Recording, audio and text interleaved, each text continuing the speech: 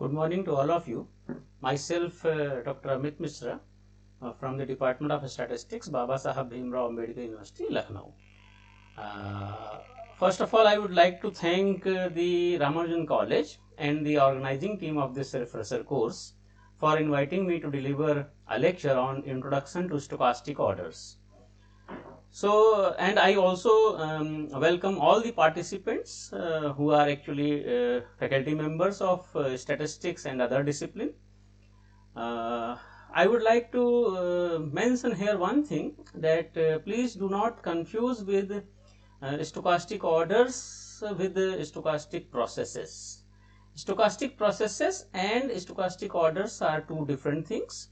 Actually, stochastic processes are the sequence of random variables with some properties and other things. But stochastic orders are actually some kind of tool to compare two random variables or two random vectors. So let us start the lecture of regarding the stochastic orders. So in statistics, what we do most of the time in statistics, our main job is to describe the data or to infer from the data. While inferring from the data, we want to compare two random variables or two random vectors. Random variables means, for example, you want to compare a random variable that means the height of male with height of female, or you want to compare height and weight of male with height and weight of females. That means this is the random vector. So in statistics, many times we want to compare two random variables or random vectors representing some random quantities. For example, suppose that we want to compare lifetime of males and females. As I have already told you that we can compare height of males and females, height and weight of males and females, those kind of things. So if we consider that X and Y denote the lifetimes of randomly selected male and female respectively, so we want to compare X and Y. So the simplest way one can compare X and Y by comparing their respective means or associated means. That means the expected value of X and expected value of Y. So we can compare that. What happens on the average? That means you can find the sample mean if you have data, and you can find the sample mean of lifetimes of males and females, and you can compare them. If you have theoretical distributions of lifetimes of males and females, then you can find the expected values and you can compare those expected values. This is the simplest way. Usually we compare two random variables. So if expected value of X comes out to be less than or equal to expected value of Y, what we say? We say that on the average the females have longer life than males. Why? Because Y represents the lifetime of females. On the other hand, if you have expected X greater than or equal to expected Y, then it will be reversed, and we can say that on the average the males have longer life than females. But what happens if expected X is equals to expected Y? We can have information that on the average males and females have the same lifetimes. But this may not be very useful information for us, because we wanted to compare it, and ultimately we are getting that both are same. So we want to do something else. One possibility may be there if expected X or expected Y does not exist. That means theoretical expectations are not finite, or they do not exist. So if either expected X or expected Y or both do not exist, then this type of comparison is not possible. Then we cannot compare expected X and expected Y, because they are actually not existing. So there will be two problems if expected x comes out to be expected y, or if they do not exist. Then we move forward. So what we do, so when the two random variables have the same mean, or you can have that are centered about same value, that means you can have same median or you can have same mode, those kind of things are also there. That means you are comparing the measures of central tendencies. That is the basic idea. So if they are having the same measure of central tendencies, then we are usually interested in the comparison of the dispersion of these random variables. Okay, then we move forward and we compare the how data is dispersed, how the lifetimes are have variations around some central value.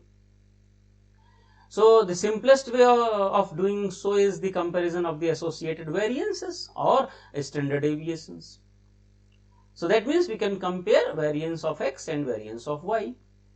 Again remember that if the two random variables have the same variance, this comparison may not be very informative, because it had the same mean, now it has some same variances. So our purpose was to compare the random variables, but we are getting the same quantities. So again, this is not very may not be very informative for our purposes. Okay, and as mean may not exist, variance may not also exist, then this type of comparison will not be possible. So what ultimately we are getting, we want to compare two random variables, we can compare their central tendencies. For example, we can compare their means, but if the mean exists, or if mean comes out to be same, there is no use of those information. And then we move forward for the comparison of the dispersion, measures of dispersion, for example variance, and if again they come out to be same or they do not exist, there is no meaning of the comparison. So in summary, we can say that these comparisons are based on only two numbers. Remember that, two means, two variances or two standard deviations, only two numbers. You have only two numbers. So therefore they may not be very informative, because they are only based upon two numbers. You have a lot of data and you are ignoring all of the data, all of the other information, and you are just focusing upon mean and variance. So they may not be very informative, number one. Number two, some distributions may not have finite mean and variances. Theoretically, you know that Cauchy distribution is such an example which do not have finite mean and variance. So in these kind of situations, the comparison will not give us very informative things. So in many instances of applications, we may have more detailed information about lifetimes of males and females, or in any other example. So we may have more detailed information for the purpose of comparison than just two means or two variances. Okay, so how to utilize that information? So to use or utilize these informations for the comparison purpose. Remember that I am just focusing upon the comparison purpose. Okay, so how to utilize these informations for comparison purpose? The theory of stochastic orders have been developed.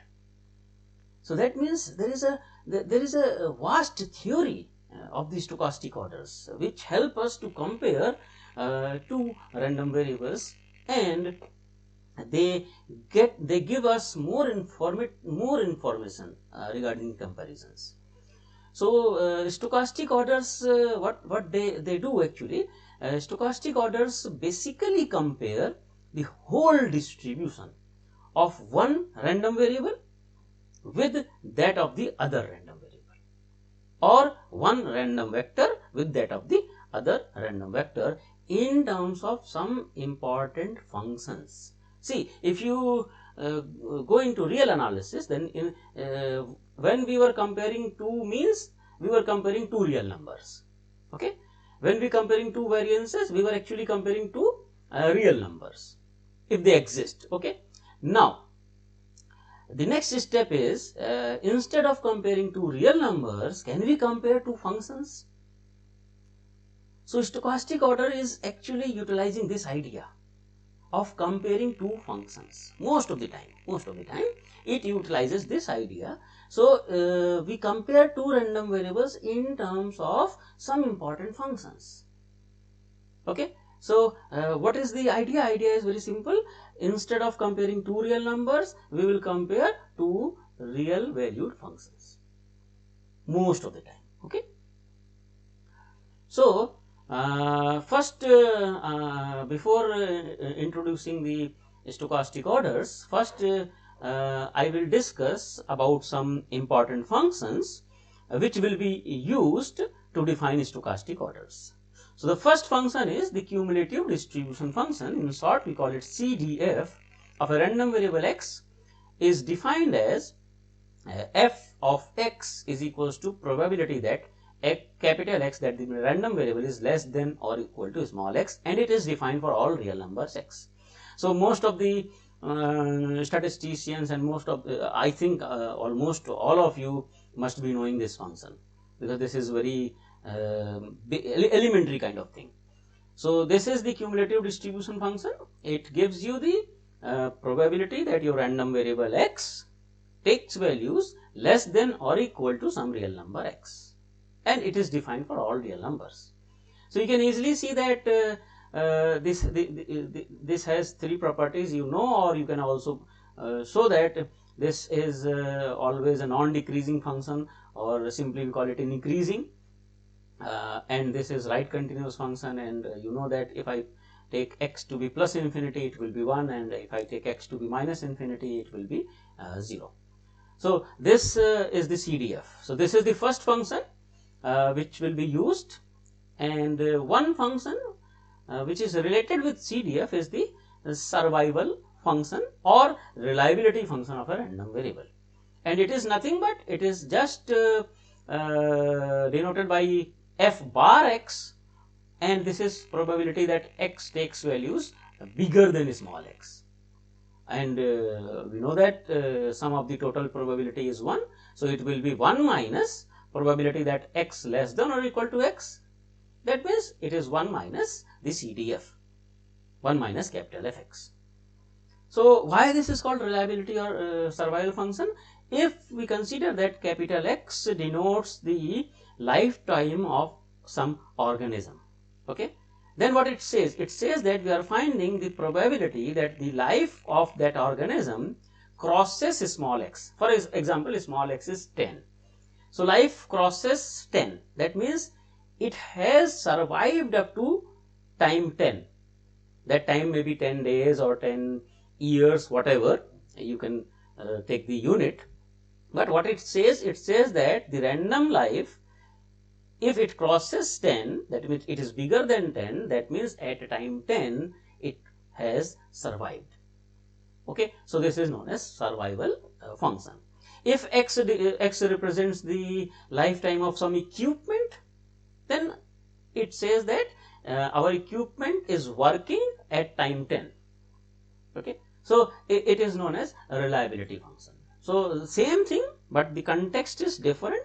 So when you use it in survival analysis, you call it survival function. When you use it in reliability analysis, you call it a reliability function. Then we have one important function, which is the empirical distribution function, because when we want to validate stochastic orders, these empirical functions, that means the functions based upon the data, they will be used. Okay, so I just quickly revise it. Most of you may be knowing it, but for the completion purpose, I am just explaining all these things. So let x1, x2, xn be a random sample from a distribution with the CDF capital F. That means you are taking data from some distribution, and we assume that the distribution is represented by capital F. For example, it is from normal, or it is from exponential, or it is from Poisson distribution, whatever. Okay, so the empirical distribution function, which is in short we call it EDF, it is denoted by SNX. Remember that it depends upon the sample size. Okay, so I just use the subscript n here, and it depends upon the x, that means what number you are taking. So SNX is simply the proportion of the sample values which are less than or equal to some specified value small x. So proportion means there are n items, there are n values in your sample. Okay, so how many of them are less than or equal to small x? For example, small x is 10. So how many of them are less than or equal to 10? So that will be Sn10. That will be Sn10.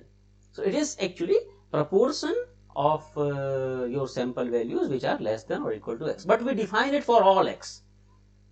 That means you have to find it for all x, all real numbers x. So this is the very simple definition, but we can write it down in terms of order statistics. So if I write down in terms of order statistics, the EDF can also written as Snx is equals to 0 if your real number x is less than the first order statistic. See, we know that first order statistics is the smallest value which sample takes. So if your real number is less than that, there will be nothing before that. So the proportion will be 0. Similarly, if your real number small x is greater than or equal to nth order statistic, that means maximum of all these sample observations. If it crosses that, you know that everything will be covered before small x. So the proportion will be n.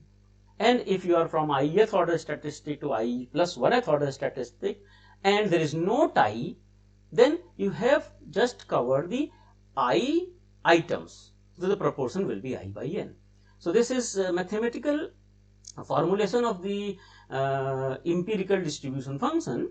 Remember that I ranges from 1 to n minus 1. That means here we have n minus 1 numbers I have written in 1. Okay, that means Snx is 1 by n if x is lying between x first order statistic and second order statistic.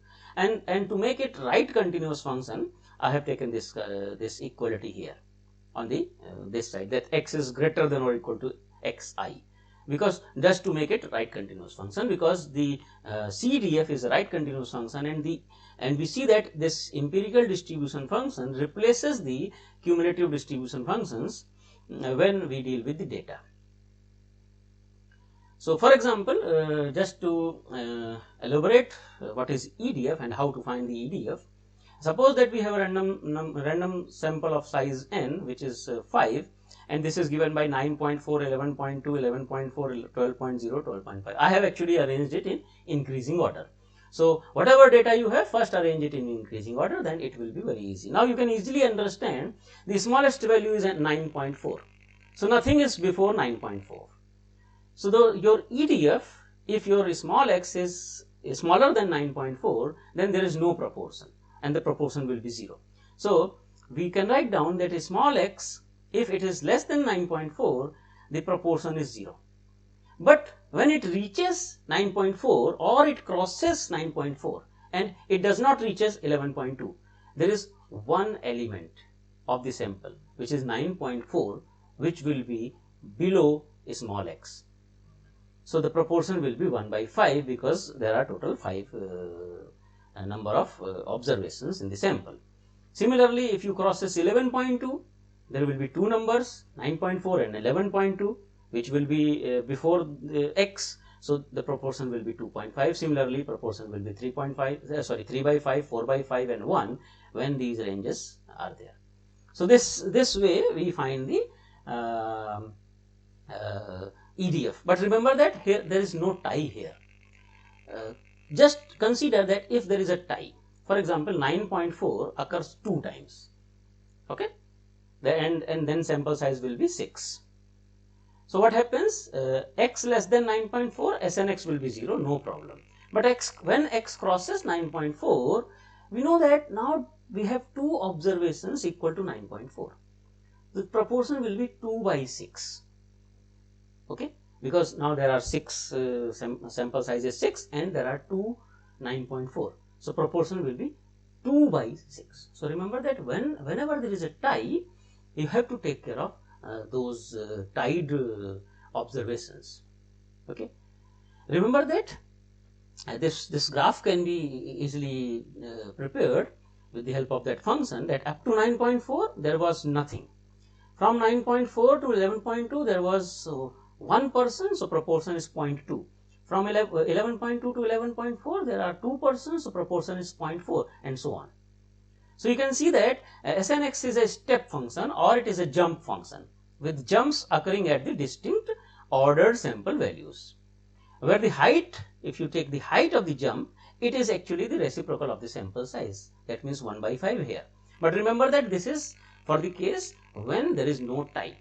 If there is a tie, for example here 9.4, there are two 9.4s, 4, and you have only 5 sample size, then you can have a jump of 0.4 here, because you will get 2 by 5. So jump will be 0.4. So jump may be different if there is a tie. So why this EDF is important? Because it is actually a best estimator of CDF. Why? This has this property. Expected value of the SNX is capital Fx. That means the expected value of the EDF is actually the CDF for all x. So that means you can say that if you use SNX as an estimator of Fx, then it is an unbiased estimator. Number 2, variance is given by this. You can see that if n goes to infinity, variance will become 0. So it will be a consistent estimator also. So Snx is a consistent estimator also. That means Snx converges to Fx in probability. It also converges uniformly to Fx with the probability 1. Okay, and moreover, a standardized form of Snx, that means when you subtract its mean and you divide it by its standard deviation, and if you increase the sample size, it will have normal distribution. That means the limiting distribution of the standardized EDF is actually standard normal 0, 1. Okay, so these are the properties, important properties of EDF, and it indicates that we can use EDF as an estimator of CDF. Now you can simply define empirical survival function by just taking the proportion of sample values strictly bigger than small x. That can be defined, or you can just take 1 minus Snx, sorry, n minus 1 minus Snx. So that will be your empirical survival function. That can also be used as an estimator of empirical distribution function. Okay, so now there is one important function, which is the quantile function, that is the inverse of the CDF. So quantile function, if your CDF is a continuous function, there is no problem. We know that how to find the inverse of a continuous function. Without any problem, we can find the inverse of a continuous function. You can see in the first graph, there is a continuous function represented by blue curve, and if this is your y naught, you can understand, if you take the horizontal line, when it cuts the blue graph, you just come out vertically and you will get f inverse of y naught. This is for continuous functions that we already know, very well known thing. And if you take this f inverse y naught as x naught, and if you want to find fx naught, you will get just y naught. So this is one-to-one correspondence between this inverse function and that function, if it is continuous. But if it is not continuous, because we know that the CDF may not be continuous. It is actually right continuous, but it may not be continuous. In discrete random variables, you know that CDFs are not continuous. So if CDF is of this kind, then how we define the inverse function? This is also known as pseudo function, pseudo inverse function. So it says that you find all those x. See, fx is greater than or equal to p. So if I want to find the inverse of a function in f inverse at p, just find out all those x for which fx crosses p, and find out infimum of those x, that means infimum of this set. So that we define F inverse P. So if you focus upon here in this graph, what it says if this is y naught, okay, you can easily see that if you take the horizontal line, it will never cut the blue curve, because this blue curve is discontinuous at this point. So what we are saying that find out all those fx which is bigger than p, that means find all those fx which is bigger than y naught, that means this blue graph above portion of the graph, okay, and find out x corresponding to them. So see here I have written, I have make it in red. So these red x actually are those for which fx is greater than or equal to y naught. So this is that set. We have to find the infimum of that set, which is here. So infimum of x, which is I have written in green. So this is the F inverse y naught. Remember that. Now if you take again f of F inverse y naught, see here, if it is y naught is breaking and here is f of F inverse y naught, I call it x naught. If I take f of x naught, you can see that fx naught is not equal to y naught. fx0 is not equal to y0. They are different. See, in continuous case, they are same. For example, y1. At y1, it is continuous. Function is continuous. So, it is f inverse y1. You call it x1. Then f of x1 will be y1. So, there we have two things. F of x1 is y1 because at this point the function is continuous, and f of x naught is strictly greater than y naught because at this point function is not continuous. So in general, remember that f of F inverse p is always greater than or equal to p. So how you use this function? If it is continuous, for example, if it is continuous and you take p is equals to 0.5, then it will give you median. Okay, you can check for different p, it will give you q1, q2, first quartile, second quartile, third quartile, deciles. You can get all those things from the quantile function. So it is actually a generalization of those quantiles, percentiles, deciles. Okay. So now there is one more function. So there are actually more than one. So this is the hazard or failure rate function. So in reliability, we focus upon the non-negative random variables, or in survival function, we focus upon non-negative random variables. So the hazard rate function of a non-negative random variable is actually defined as, and it is denoted by rxt. Remember that x represents the random variable and t is the function where we define rt. It is actually limit h tending to 0 plus probability that x is less than or equal to t plus h, given that x is greater than t divided by h. What it says actually? It says that your life is bigger than t. If it is a life of something, then life is bigger than t. That means the item has survived up to time t. That is for sure. Now we are saying that given this, that item has survived up to time t, what is the probability that item has failed before time t plus h, because now lifetime is less than or equal to t plus h. So for example, if something is working on time 10, what is the probability it will fail at a time 10 plus h, and we divide it by h, that means we are actually finding the rate of that. So this probability is actually, this is giving you the rate of instantaneous failure. That is the word we use for hazard rate, a rate of instantaneous failure, because remember that h is very small. So you have survived after time t, and just for example, if you remember the Dr. APJ Abdul Kalam, he was teaching, and during teaching his death was there. So that means there was an instantaneous failure of that body of Dr. APJ Abdul Kalam.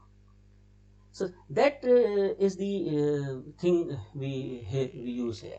Now if you just do probability of A given B is the probability of A intersection B divided by B, then you will get the second step, and you take these two different, you know that probability that X is greater than T is nothing but F bar T. So, and this is nothing but the density of the random variable X. So you can say that it is the ratio of the density to its survival function if density exists. Okay, and we can also write it down as the derivative of minus log natural of the survival function. You can also write down that. So this was the thing, that it gives us the instantaneous failure rate, and also you can see this probability. If you take H on the left hand side, then this approximately this probability will be H times Rxt. So this probability is actually proportional to H, where the proportionality constant is Rt. So this probability is actually proportional to the length of the interval. You know that if we are young, this probability is less in comparison to if we are old, because our hazard will increase when we get older. Okay, so similar kind of thing we can define the reverse hazard rate function. I will stop by defining this reverse hazard rate function in this video, because we have to prepare small videos. So there will be 4 parts of this lecture. So I will stop here after defining this reverse hazard rate function. So the reverse hazard rate function of a non-negative random variable is defined as and it is denoted by R tilde t. It is defined as probability X is greater than T minus H, given that X is less than or equal to T divided by H. What it says actually, see, X is less than or equal to T. That means when you observe something at time T, it has failed, because its lifetime is less than or equal to T. So at time T it has failed. What it says, it was working at time T minus H, because lifetime is bigger than T minus H. So this is T, this is T minus H. It is failed here, but we want to know, if it is failed here, what is the probability that it was working at time T minus H. Okay, and again it is the rate. So if it has failed at T minus H and it is working at here, so we do not know where it failed actually in between exactly. For example, if you observe some person and that person is dead. Okay, so when that person was dead, what was the actual time, we do not know. Or if there is a murder, we only know that, okay, at this time this person was not alive. So when the murder was there, so this actually used in forensic science also. So again, if you simplify it, it comes out to be the ratio of the PDF and CDF. Remember that again, the PDF must exist for this definition, and this can be written as the derivative of the log natural f. So remember that this is actually giving you something else. It gives you what happens at initial stage when it has failed at time t. So I stop here to make it a small video.